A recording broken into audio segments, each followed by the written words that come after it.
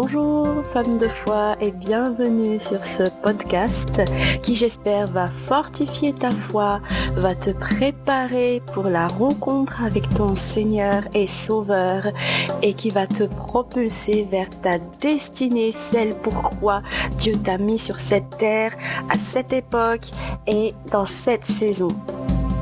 Très heureuse de te retrouver pour ce 5e et dernier épisode sur la série de la destinée que j'intitule Persévère, va jusqu'au bout. À la fin de ce podcast, je vais te donner quelques conseils pratiques.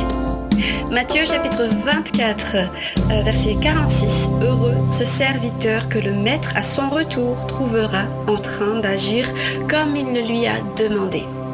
Si je résume les points qu'on a abordés sur la destinée, le premier, c'était ici et maintenant.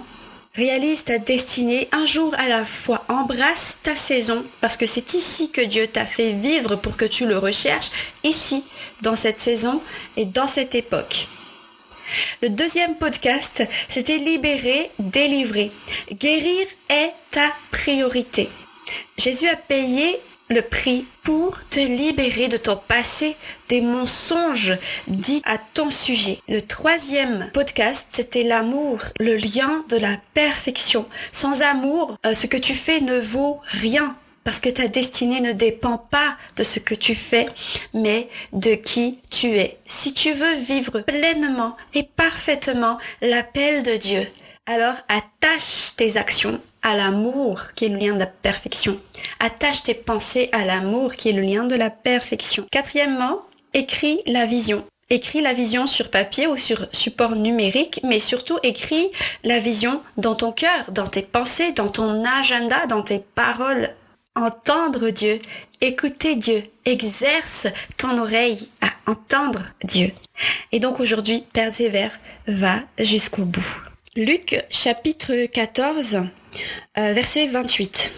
Car lequel d'entre vous, s'il veut bâtir une tour, ne s'assied d'abord pour calculer la dépense et voir s'il a de quoi la terminer, de peur qu'après avoir posé les fondements, il ne puisse l'achever, et que tous ceux qui le verront ne se mettent à le railler, en disant cet homme a commencé à bâtir et il n'a pas pu achever. La première clé de ce podcast pour persévérer, c'est calcule le coût. Assieds-toi, calcule le coût. Quel est le prix que tu vas devoir payer pour aller au bout de cette vision? Ça va peut-être te coûter des soirées, ça va te coûter peut-être de te réveiller 1 heure plus tôt le matin, ça va te coûter peut-être tes grasses matinées du week-end, peut-être que ça va te coûter une partie de ton salaire, peut-être que ça va te coûter l'incompréhension de ton entourage. Ça va te coûter aussi de l'audace de pouvoir te poser et de répondre à ces questions vitales. Où vas-tu et quel est le sens du chemin que tu vas prendre? Où est-ce que va te conduire cette vie que tu mènes? Où est-ce que va te conduire la décision? Calculer le prix à payer, à ne pas confondre avec le prix du salut, parce que le salut ne te coûte absolument rien. Le salut te coûte la foi en Jésus-Christ. C'est Jésus-Christ qui a payé le prix pour ton salut. Par contre, l'obéissance a un coût. Réaliser la vision de Dieu pour votre vie a un coût, ne serait-ce que la patience. La deuxième clé, acquérir l'intelligence. Acquiert la connaissance, acquiert les compétences, acquiert le savoir-faire. Dans Proverbes chapitre 4, verset 7, la Bible dit « Avec tout ce que tu possèdes, acquiert l'intelligence ». Le serviteur de Dieu, Franck Damasio, dans son livre « Le leader, ses objectifs, sa formation », il dit « Dieu ne valorise pas l'ignorance ». Et là, je vais parler d'une confusion dans laquelle on tombe souvent. C'est la sagesse de Dieu, la sagesse de l'homme, la confusion entre ce qui est spirituel et ce qui est intellectuel. Des fois, on prend des choses qui doivent être comprises spirituellement et on essaye de les saisir par l'intelligence, on essaye de les expliquer par l'intelligence, comme des miracles, le parler en langue, beaucoup d'autres sujets qu'on essaye d'intellectualiser alors que c'est en esprit et uniquement en esprit qu'on peut les saisir. Et inversement, on a aussi tendance des fois à prendre des choses intellectuelles qui doivent être saisies avec son intelligence. Parce que Dieu nous a donné aussi l'intelligence, et je viens de citer la parole de Dieu qui dit « Avec tout ce que tu possèdes, acquiert l'intelligence ». Et on les spiritualise. J'aime bien ce que dit Paul. Je prie avec mon esprit, mais je prie aussi avec mon intelligence. Paul dit aussi que quand il prie en langue, son esprit est en prière, mais son intelligence demeure stérile. Voilà, c'est une petite parenthèse sur cette confusion. On ne spiritualise pas quelque chose qui est intellectuel et on n'intellectualise pas quelque chose qui est spirituel. Au contraire, au vu des paroles sur la connaissance et tout ça que je vous ai cité, moi je crois que Dieu est un Dieu de l'équilibre et surtout il nous a créés intelligents et il nous a créés aussi spirituels. Et donc quand ces deux autorités-là qui viennent de Dieu sont combinées, alors c'est là qu'on marche pleinement dans la destinée de Dieu. Je vais prendre quelques exemples pour développer cet équilibre, savoir-faire, consécration spirituelle. Premier exemple, Joseph. Personne ne peut nier à Joseph le don spirituel puissant qu'il a par rapport à l'interprétation des rêves. Mais il avait aussi une compétence, un savoir-faire qu'on ne peut pas le renier, c'est la gouvernance. Il a appris le fonctionnement des Égyptiens.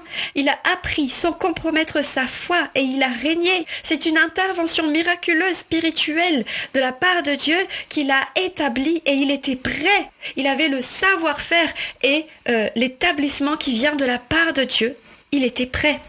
David, il avait du savoir-faire de tout ce qu'il a appris quand il était berger. Et n'oublions pas que David était aussi dans la cour du roi.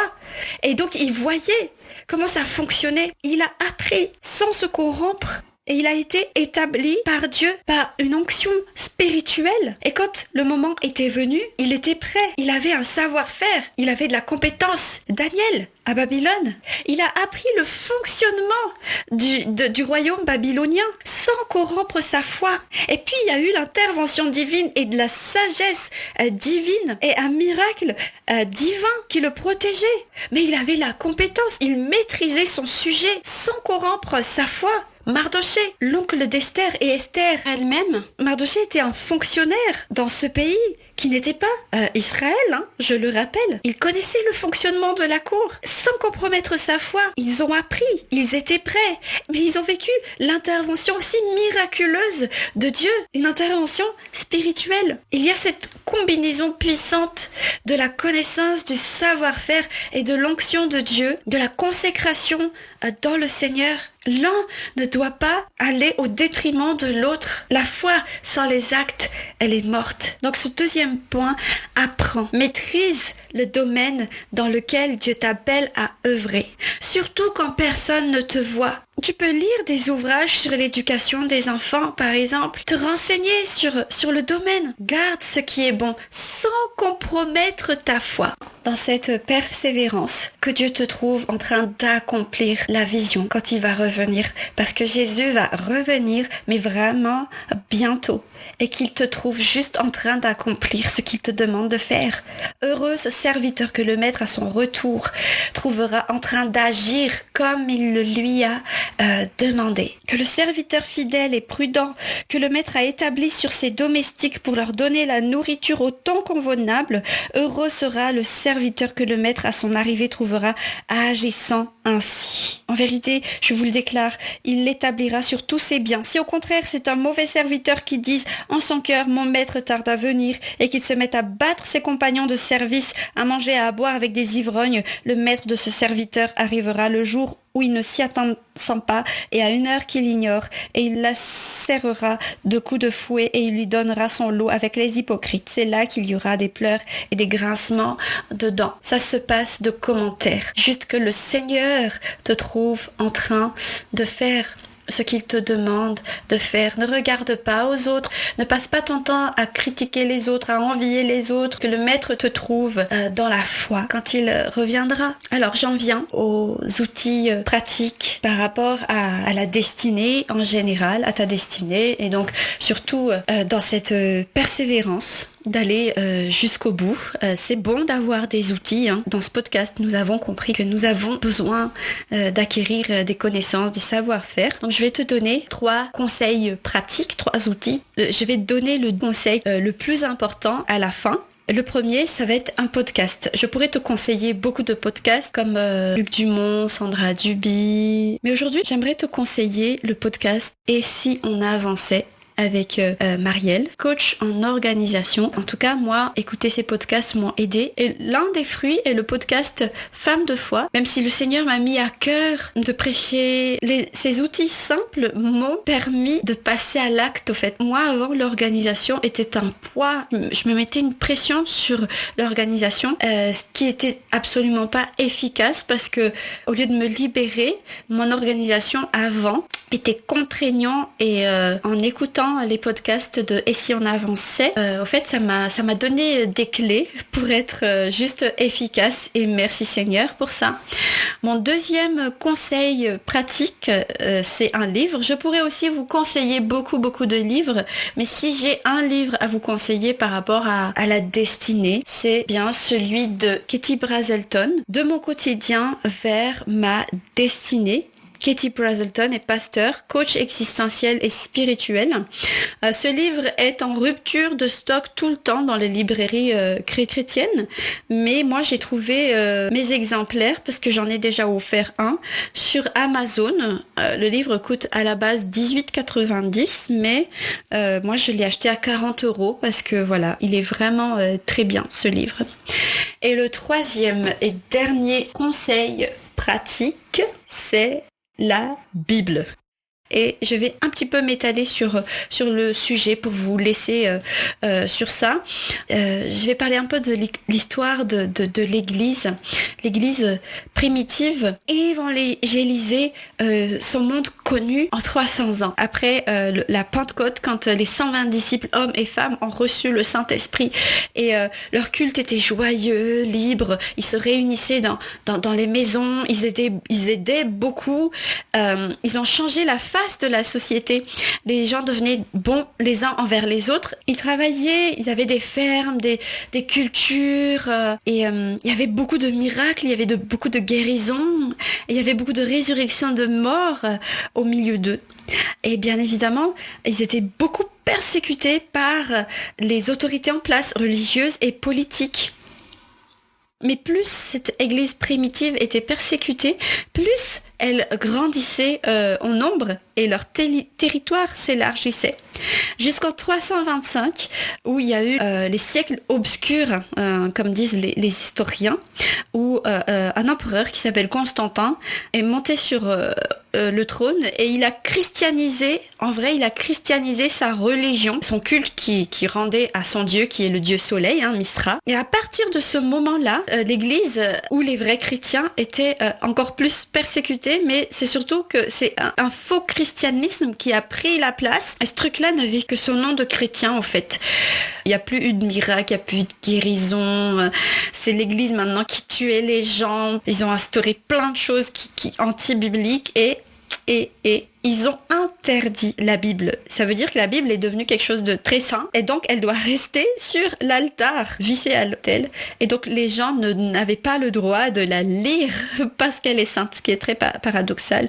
Et donc pendant 1000 ans à peu près, l'Église était tellement corrompue. Pour vous donner une idée, donc l'empereur lui-même, il a juste transformé le culte qu'il rendait à son Dieu en culte chrétien. Donc il a changé la face du christianisme. Au fait, il déteste les Juifs, donc il a enlevé tout ce qui était juif dans la pratique chrétienne. Il a effacé toutes les fêtes de l'Éternel et il a mis des fêtes païennes à la place. Il a interdit les réunions de maison et interdit, ça voulait dire peine de mort. Et ça a duré 1000 ans. Voilà, le salut maintenant s'obtenait par de l'argent, le salut pour soi, mais aussi le salut pour les âmes de nos bien-aimés, par le purgatoire. Donc il fallait les payer de l'argent pour les sauver de là. Les gens étaient dans l'ignorance parce qu'ils n'avaient pas le droit de lire la Bible. Et à partir des années 1300-1500, chaque réforme était activée parce qu'un prêtre a commencé à lire la Bible. John Wycliffe, John Hus, Luther, les réformes ont eu lieu parce qu'ils ont bravé l'interdit, lire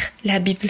John Wycliffe a traduit la Bible en anglais alors que c'était interdit parce qu'il fallait pas que la Bible soit traduite en une langue que les simples gens pouvaient comprendre. Jean Hus a lu la Bible et donc il a commencé à enseigner la parole. Ils ont tous payé de leur vie, ces gens-là, parce qu'ils ont commencé à lire la Bible. Luther aussi devait mourir, mais un roi l'a kidnappé parce qu'il a lu les 95 thèses qu'il a publiées pour dénoncer au fait les pratiques anti-bibliques de l'Église de l'époque. Ce roi l'a kidnappé pour traduire la Bible en allemand. Zinzendorf, John Wesley, Jonathan Edwards, William Seymour, tous ces réveils et la restauration de la vie de l'Église, de la vie de l'esprit dans l'Église sont partis de la lecture, de la simple lecture de la Bible. Si je ne me trompe pas, c'était William Seymour, alors qu'il était en train de lire comme ça sa Bible comme d'habitude, il entend un grand boum. En fait, les gens, ils tombaient parce qu'il y avait l'onction de l'esprit qui est tombée sur eux pour sortir de ces siècles d'ignorance de la parole de Dieu, de la mort carrément de l'Église, de ces siècles obscurs parce qu'il n'y avait plus la vie de l'esprit. À chaque fois, c'était parce que on a commencé à lire la Bible. De nos jours, lire la Bible n'est pas interdit, mais on a un fast-food à côté. Tout ce que tu veux savoir, tu ouvres Internet et puis tu n'ouvres même pas ta Bible pour te donner une idée sur une doctrine ou quelque chose, mais tu vas aller taper sur Internet et puis tu vas demander l'avis de tel ou de tel. Il n'y a pas de mal sur les prédications parce que la Bible dit que Dieu n'a rien contre les prédications et même Dieu il établit des enseignants de la parole, il n'y a pas de souci, mais ouvre ta Bible. Si avoir ouvert la Bible a emmené de tels réveils et de telle puissance, ouvre ta Bible, ça va emmener du réveil, de la puissance dans ta vie, dans ta destinée. Je vous donne mes 3 façons que je fais, moi, pour lire la Bible. Ma première façon, c'est de lire la Bible comme un livre. C'est-à-dire que je mange les chapitres, je lis comme ça. Ma deuxième façon, c'est d'étudier la Bible où je prends le temps. C'est un sujet que le Seigneur me met à cœur, qui me touche. Je prends le temps d'étudier. Je prends ma Bible, quelques 2, 3, 4 versions, étudier, faire des recherches, mais vraiment étudier. Et une troisième façon aussi que je fais beaucoup, c'est la méditation de la parole. C'est-à-dire que je prends un passage et je mange chaque mot. Je m'imprègne de chaque mot, que chaque mot puisse me parler par l'Esprit de Dieu qui habite en moi. Voilà, la méditation de la parole. Dieu accompagne sa parole de sa puissance et de sa présence. Il se passe vraiment quelque chose. C'est pour ça que je la mets dans mes conseils pratiques. Donc si je résume aujourd'hui les 2 clés et les 3 conseils pratiques, la première clé pour persévérer, aller jusqu'au bout, c'est de t'asseoir et de calculer le coût de ta vision. Deuxième clé, c'est d'acquérir la connaissance, le savoir-faire. Et les 3 outils pratiques, c'est le podcast Et si on avançait de Marielle, le livre De mon quotidien à ma destinée de Cathy Brazelton et lire la Bible. Il y aura beaucoup à dire sur la destinée et tout ça, mais je te souhaite une bonne marche vers ta destinée. J'espère t'avoir donné pas mal de clés pour avancer et je te bénis dans le nom de Jésus. Je bénis ta vie, je bénis ta vie de sanctification, je bénis ton obéissance, je bénis ta destinée, je bénis les visions que Dieu te donne et je te dis à très bientôt. Voilà, femme de foi, merci de nous avoir écoutés. N'hésite pas à t'abonner à nos podcasts et à les partager. Nous sommes également disponibles sur les réseaux sociaux Facebook et Instagram. Tu peux nous écrire si tu as des suggestions, si tu as des questions ou si tu as besoin de prière. Je te souhaite une excellente journée ou une bonne nuit si tu m'écoutes avant de dormir. À bientôt sur Femme de foi.